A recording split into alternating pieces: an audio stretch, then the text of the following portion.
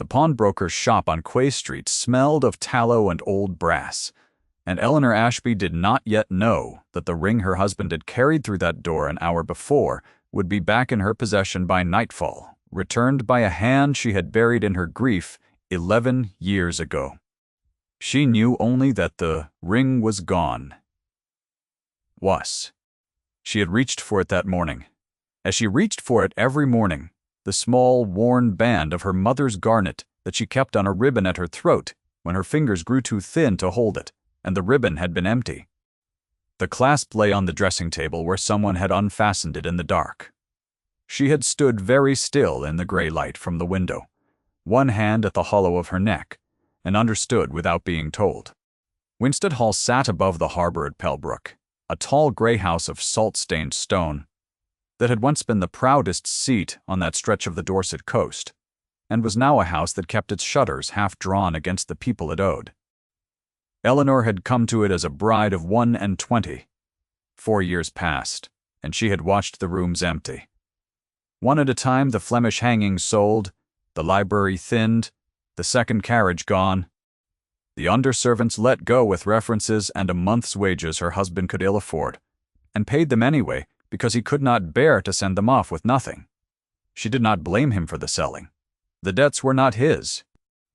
They had come down to him with the title and the land, a long inheritance of other men's ruin, and he had spent 4 years trying to hold the thing together with his own 2 hands, while the sea fog rolled in every autumn and ate at the mortar. But the ring was hers. The ring was the one thing in that whole sinking house that had nothing to do with Winstead or its creditors, and he had taken it from her throat while she slept. To the people of Pembroke, Eleanor Ashby was the captain's quiet wife, the woman who had married above her station, and brought no fortune to mend the gap. And there were those in the town who said it plainly. The fishwives at the Saturday market lowered their voices when she passed, but not far enough. A gentlewoman with empty hands, one of them had said the week before, picking through the last of the season's mackerel, and not even sons to show for it. Eleanor had paid for her half-pound of fish and walked home along the sea-wall with the words sitting in her chest like swallowed stones, and she had not wept, because weeping was a thing she had stopped doing somewhere in the 2nd year. She had learned instead to make her face very smooth, the way she had learned to turn a worn gown, so the thin places sat where the light did not reach, the way she had learned to count the housekeeping coin in the cold pantry by a candle end and make it last a day longer than it ought. There was a kind of dignity in it that no one in the market would ever credit her with, the patient, invisible work of a woman keeping a sinking household afloat with nothing but care, and she had stopped expecting anyone to see it. She expected only to endure. She found her husband in the study with the account books open and his head in his hands. Lord Ashby, the world called him now, though he had been plain Captain Ashby of the Marines until his cousin died without issue, and the whole rotten edifice fell on him. He was a tall man, broad through the shoulder, with dark hair going gray at the temples before its time, and a scar that ran pale along the line of his left jaw, where a French saber had found him at Albuera. His hands, when he lowered them, were the hands of a man who had done hard things and not forgiven himself for any of them. "You took my ring," she said. He did not pretend otherwise. That was the thing about Marcus Ashby, that the town never saw, the thing she had married him for before she understood it. He did not lie, even when the truth cost him everything, even when a lie would have been a mercy. He looked at her across the ruined room, and the muscle in his scarred jaw moved once. "The Hadley note falls due on Thursday," he said. "I had nothing else left to carry." "You had my mother's ring. I know what it was." His voice was low and level, the voice he used when he was holding himself very still. "I will get it back. I have until the broker sells it on. I only needed the days, Eleanor. I only needed 3 days." She wanted to be angry. She had come down the stairs with anger banked and ready, and it had carried her all the way to the study door, and now it would not catch. Because she could see, under the careful stillness of his face, that he had not slept, that he had sat at that desk through the night moving figures from one column to another, and finding no answer in any of them, and that taking the ribbon from her throat in the dark had cost him something she did not have the measure of yet.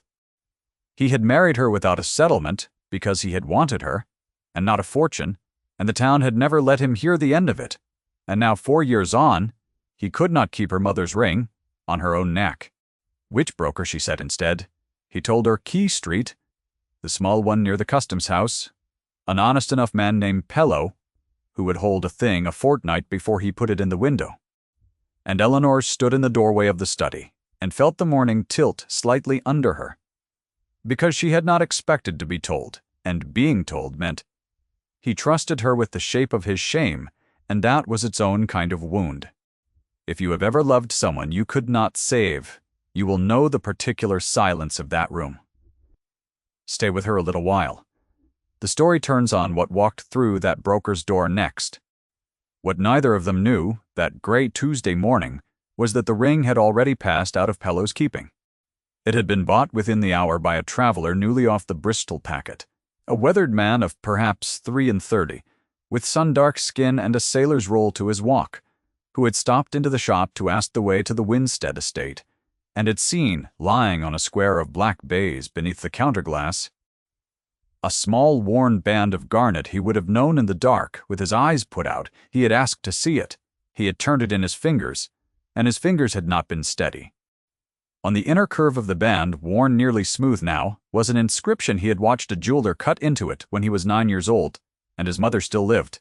The letters E and J twined together, Eliza and James, his parents' names, set there on the day of a wedding anniversary long swallowed by the sea.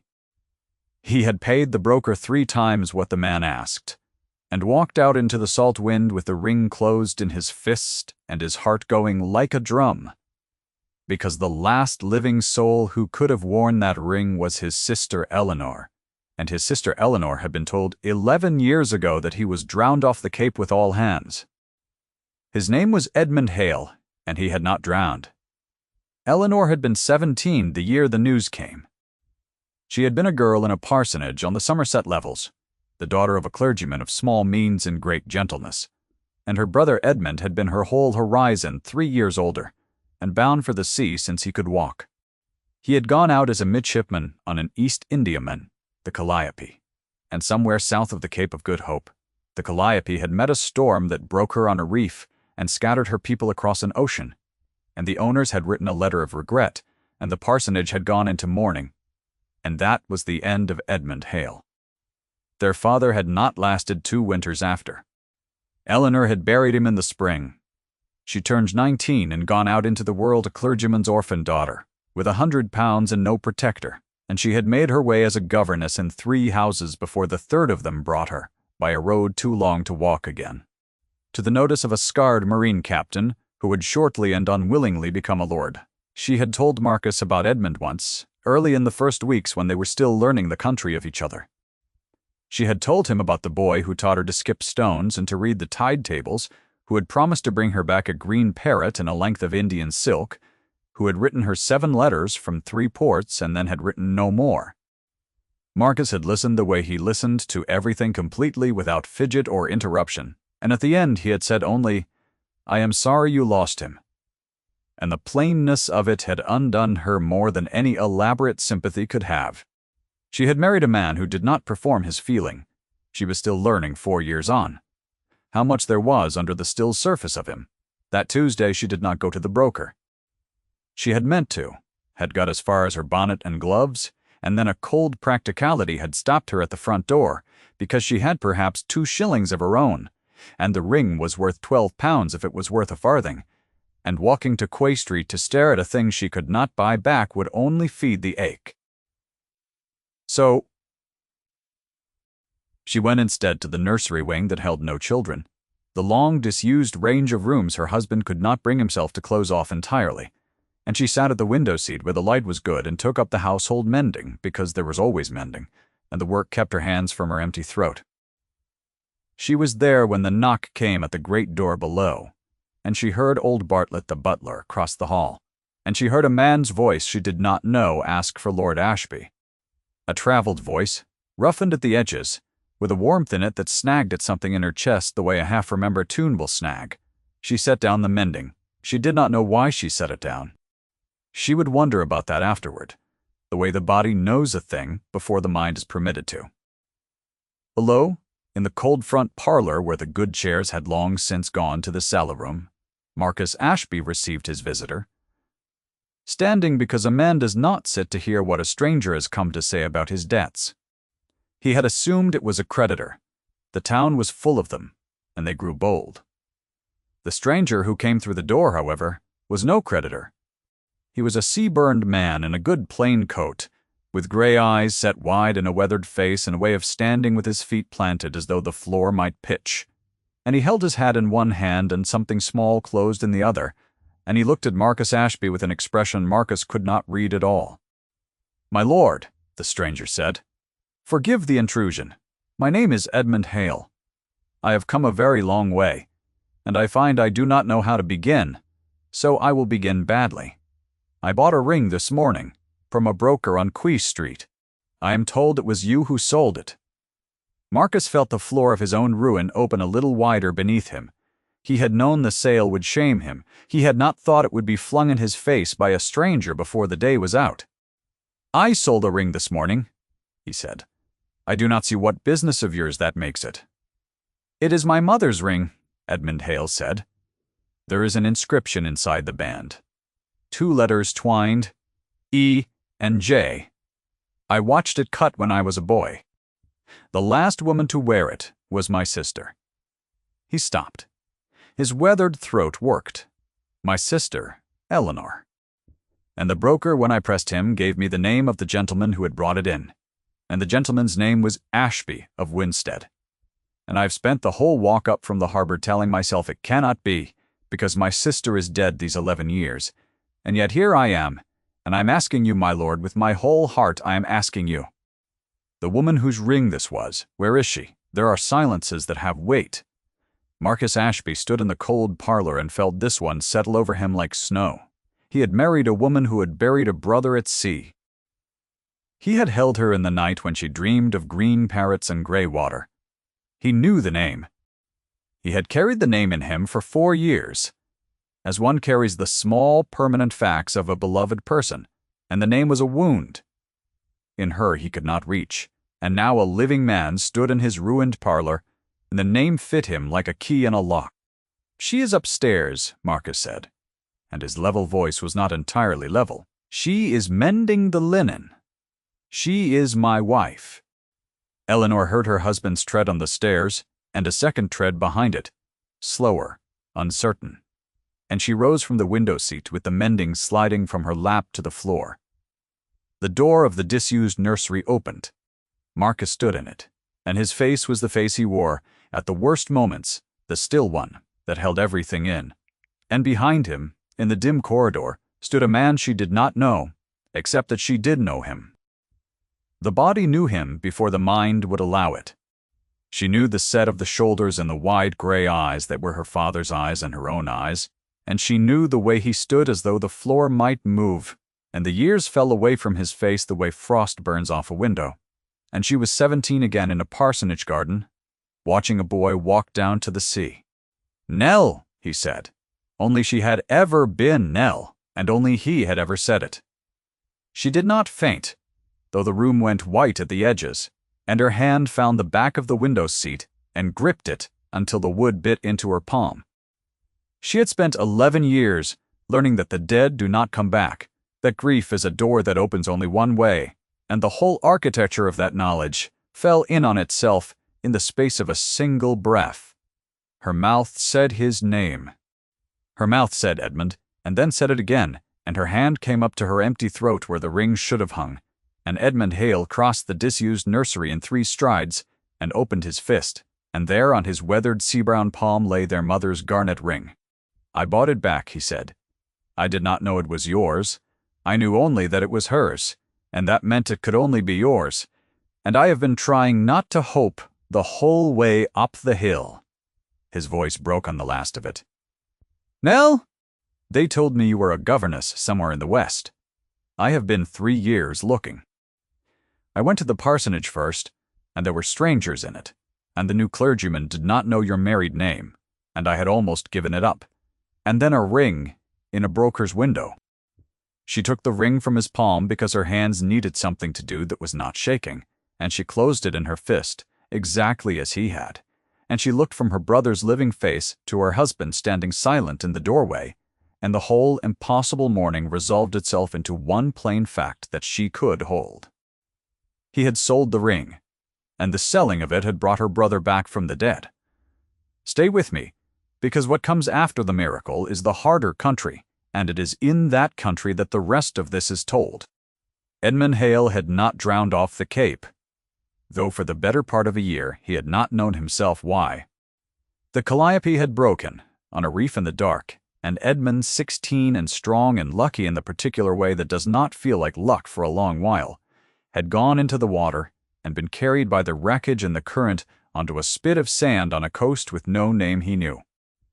He had been taken in by fishing people who spoke no English, and he had lived among them more than 2 years, and by the time he made his way back to a port where an English ship would have him, the Calliope was 3 years foundered, and Edmund Hale was a name on a list of the drowned.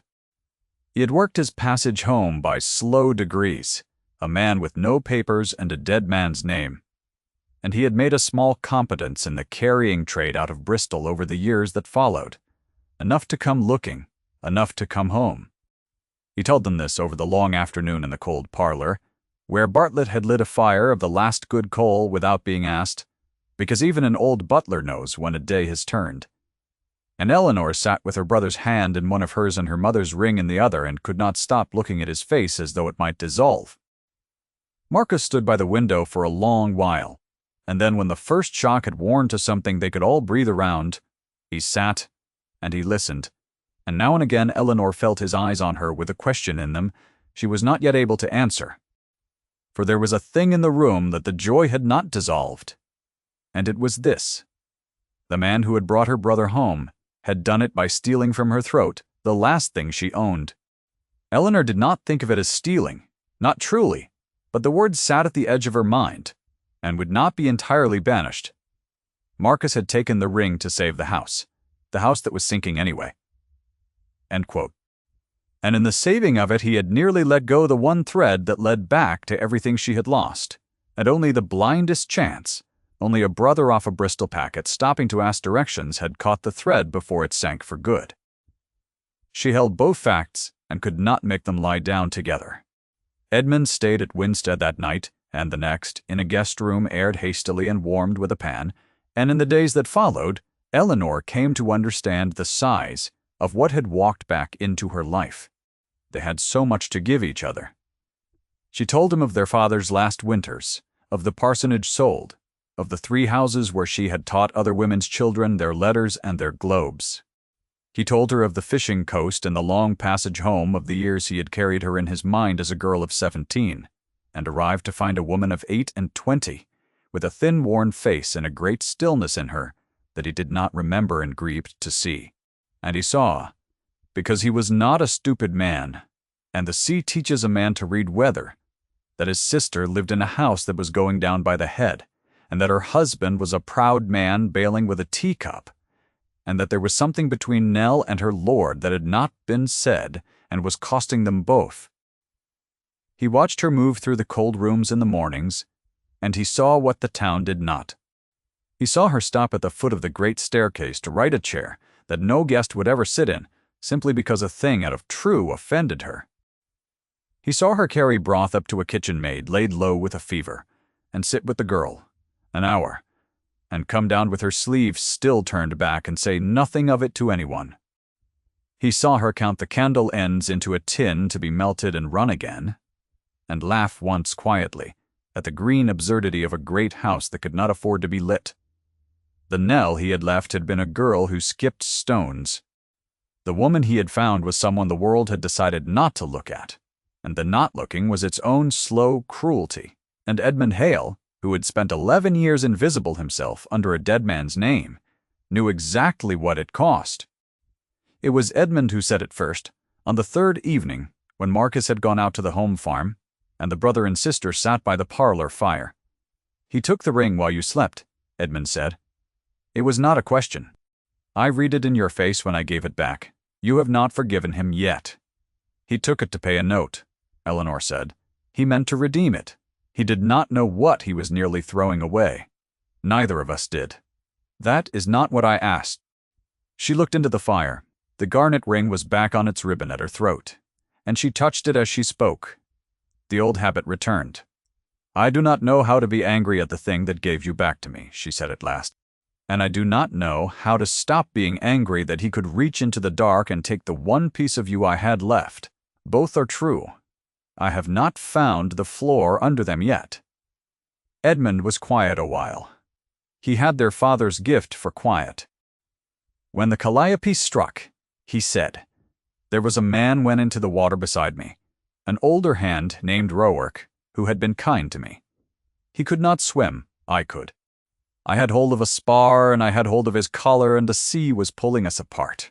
And there came a moment, Nell, a moment I have not told a living soul, where I understood that I could not save us both, and I let go of his collar to save the spar, and I lived, and he did not. He turned the truth over in the firelight, plain and terrible. I have spent 11 years deciding whether I am a man who let a good man drown, or a man who came home to his sister. I am both. The sea does not let you keep only the parts of yourself. You can bear your husband took the ring to keep the roof over your head. He did a hard thing for a true reason, and it nearly cost him everything that mattered. And he did not know. That is not the same as cruelty, Nell. I have met cruelty. It does not sit up all night moving figures it cannot make come right. Eleanor said nothing, for a long time. Outside, the autumn fog had come in off the harbor and pressed its gray face to the glass. The Hadley note fell due on the Thursday, as Marcus had said it would, and there was no money to meet it. Eleanor knew this, the way she knew the tide, by long familiarity with the rhythm of their drowning. She came down very early that morning, and found her husband already at the study desk where she had found him on the Tuesday, and the account books were open again, and his face had the gray cast of a man who has run entirely out of road. Hadley was not Pello the broker. Hadley was a hard man from Dorchester who held 3 of the Winstead notes and had been waiting. Everyone in the town understood for the day he could fold them all together and take the land. The land Marcus had bled to keep. The land that was not even good land, salt-cursed and fog-rotted, but it was his. It was the trust his dead cousin had laid on him, and Marcus Ashby would sooner have cut off his scarred hand than be the Ashby who lost it. How much? Eleanor said from the doorway. She had asked him this before in 4 years, and he had never told her the whole of it. He told her now. He told her the figure, and it was a worse figure than she had let herself imagine. And she understood at last the full weight of the thing he had been carrying alone, so that she would not have to carry it with him. He had taken her ring, not from carelessness, but from a desperation so complete that a 12-pound band had seemed, at 3 a.m, like a thing that might buy 3 more days of fighting. She understood it now. Understanding did not mend it, yet it changed its color. It was Edmund who broke the impasse, and he did it in the plain, unhurried way of a man who has spent his life solving problems with a rising tide at his back. He came into the study an hour later with his weathered face composed and laid a leather pocketbook on the desk among the ruined ledgers. I have made a competence in the carrying trade, he said. Not a fortune, a competence. I have no wife, no children, no house, but rented rooms in Bristol, and the only family I have in the world is sitting in this house. I have 11 years of a younger man's grief to make some use of, and I find I can think of no better use than this. He opened the pocketbook. I will take up the Hadley notes, all 3. Not as a gift, my lord, for I know you will not have a gift, and I would not insult you with one as a partner. This coast wants a man who understands the carrying trade, and a harbor that wants only a little money and sense to make it pay. You have the harbor and the name. I have the trade and the capital. Winstead need not go down. It need only be sailed by someone who knows the water. Marcus Ashby looked at the pocketbook for a long moment, and then he looked at the man who had brought his wife back, her brother, and her ring in the same hour, and Eleanor watched the proud, still face of her husband and saw the thing she had married him for break across it, like light. He was a man who did hard things for true reasons. The hardest thing of all for such a man was to let himself be helped. He set his scarred hand flat on the desk to keep it from shaking. "You would tie your fortune to a sinking house," Marcus said. "I would tie my fortune to my sister's house," Edmund said. "It is not the same arithmetic." Eleanor stood between the two men she loved most in the living world, and she felt the long siege of Winstead lift the way a fever lifts, all at once and from the inside, and she put her hand to her throat where the ring hung warm against her skin. That might have been the end of it, the books balanced and the brother restored, but a marriage is not a ledger. And the thing unsaid between Eleanor and Marcus had not been said merely because the house was saved. It came due the following week, on an evening when Edmund had ridden to Dorchester to begin the long work of the notes. And the two of them were alone in the house for the first time since the ring had gone from her throat. The fog had cleared. There was a hard, clean autumn moon over the harbor, and Eleanor could not sleep, and she came down to the cold parlor and found her husband there before her, standing at the dark window with a glass of wine he had not touched. "I have been trying to find the words to ask your pardon," he said without turning. "I have not found them. There are none that are the right size. For the ring. For reaching into your sleep and taking the one thing of yours I had sworn the whole world should not touch." He turned then, and the moon was on his scarred face, and she saw that the still surface had given way at last. I told myself it was the only choice. I told myself a great many things at 3 a.m. The truth is, plainer and worse. I had grown so used to selling what I loved to keep this house that I had stopped feeling the cuts. The hangings, the books, the horses, one after another. Until taking your mother's ring from your throat felt like only one more economy. That is what this place is made of me. Eleanor, a man who could do that to you, and call it prudence. His voice dropped. You married a captain. I am sorry for what the Lord has become. She crossed the cold room to him slowly. She was aware, the way the body is aware, of exactly where he stood in the dark and of the warmth of him and of the held breath in her own chest. She had spent 4 years learning the country under his stillness, and she had reached that autumn. "The heart of it, Marcus," she said. She did not often use his name. She saw it land. "I have something to say to you, and I have never said it plainly, because plainness frightens me more than fog. I did not marry a fortune, and I did not marry a house. The town has never let either of us forget it. I married a man who would not lie to me, though it cost him the earth, and who took a ring from my throat, and then trusted me with the shame of it before noon, which a smaller man would have hidden until I found it out and hated him. I have been angry. I am still a little angry. And under the anger, the whole of this terrible miraculous week, there has been one thing I have not let myself say. And I will say it now before the fog comes back and I lose my nerve." She stopped. Her hand had come up to rest against his chest, over the hard, quick beat of his heart, and she felt it leap under her palm.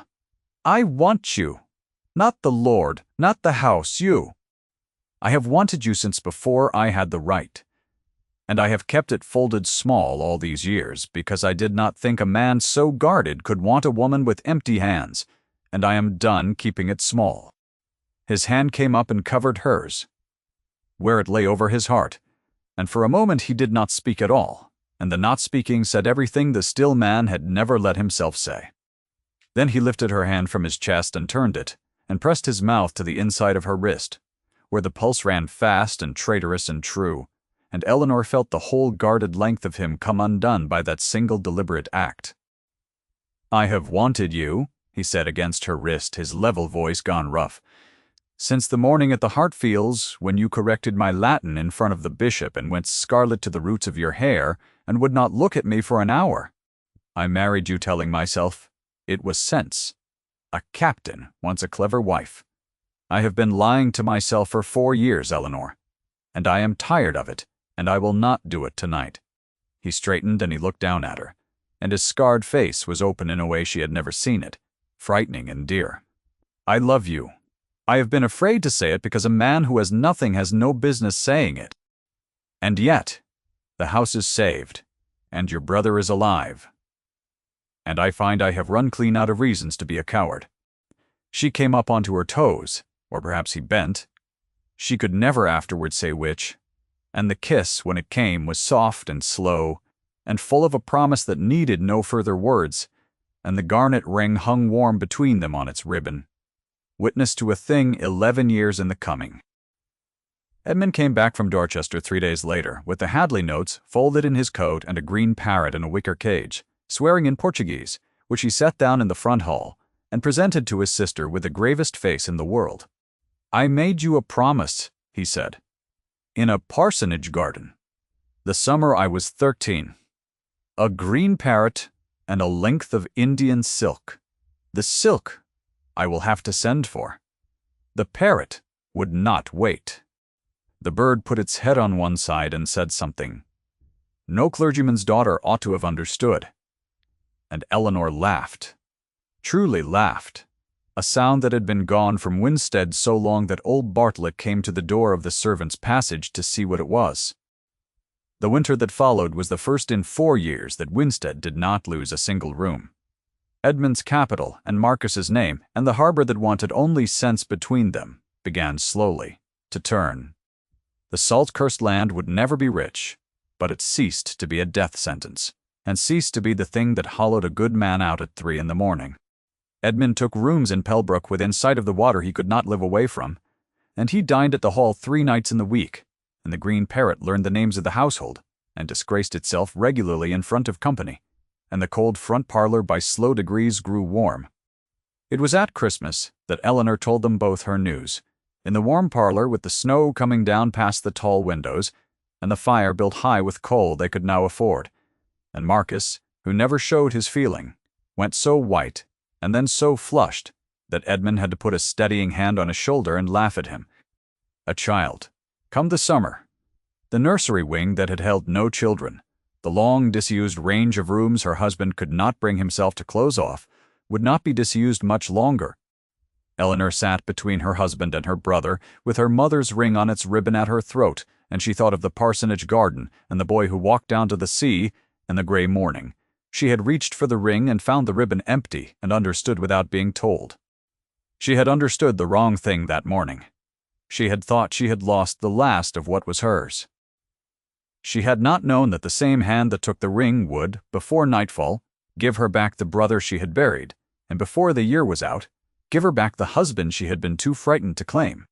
The sea takes, her father used to say, standing on the Somerset levels looking west toward a horizon that had swallowed his son. The sea takes, and the sea gives, and a wise soul learns to keep an open hand. She had kept her hand closed for 11 years around a grief, around a ring, around a love she would not let herself name. She opened it that Christmas, and she found it full. That night when the others slept, Eleanor stood at the tall window of the warm parlor and watched the snow come down on the dark harbor, and Marcus came and stood behind her and put his arms around her and his scarred chin on the crown of her head, and neither of them spoke, because they had reached at last the country where the silence said it all. The garnet ring hung warm at her throat. Down in the hall, the green parrot muttered something disreputable in its sleep. And the gray house above the harbor, that had spent 4 years going down by the head, sat steady at last on the turning tide, lit warm against the dark and the cold and the long reach of the sea. If this story stayed with you, stay a moment longer at the end of it, and tell me, in your own words, the moment that caught you, for I do read them, and I am glad you were here. The fire is warm, the snow is still falling. And Eleanor Ashby, who was told she had nothing, slept that night in a full house, with a ring at her throat, and a child coming, and the 2 men she loved most in the living world under one warm roof. And she had ceased entirely to be the woman the town had decided she was.